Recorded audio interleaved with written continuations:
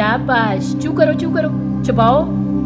Madam Gulnaz की ख़ास बात यह है कि वो हर बच्चे के लिए एक अलग तरीक़ाकार और मशक़ें तजवीज़ करती हैं। पूरे पाकिस्तान में वालिदैन अपने बच्चों को इनके पास लाते हैं और बहुत जल्दी ये बच्चे बहाल होते हैं। 20 साल से मैडम गुलनाज काम कर रही हैं, जो ख़ुद एक professional speech therapist, autism specialist, sign language interpreter और प्रिंसिपल किंगस्टन स्कूल हैं। चबाओ, लो, मुँह खोलो।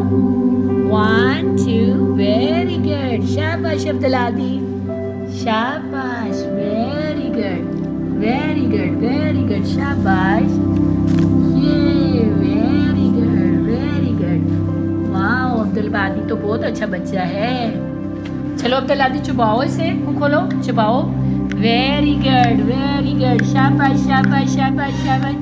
शाबाश, वेरी गुड, गुड बॉय अब्दुलादी, वेरी गुड, शाबाश, चू करो, शाबाश, वेरी गुड। आप दूसरी तरफ चू करो, मुँह खोलो, चू करो, शाबाश, ये वेरी गुड,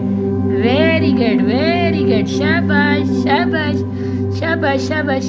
वेरी गुड, शाबाश, चू करो, शाबाश, वेरी गुड, शाबाश, ये वेरी गुड।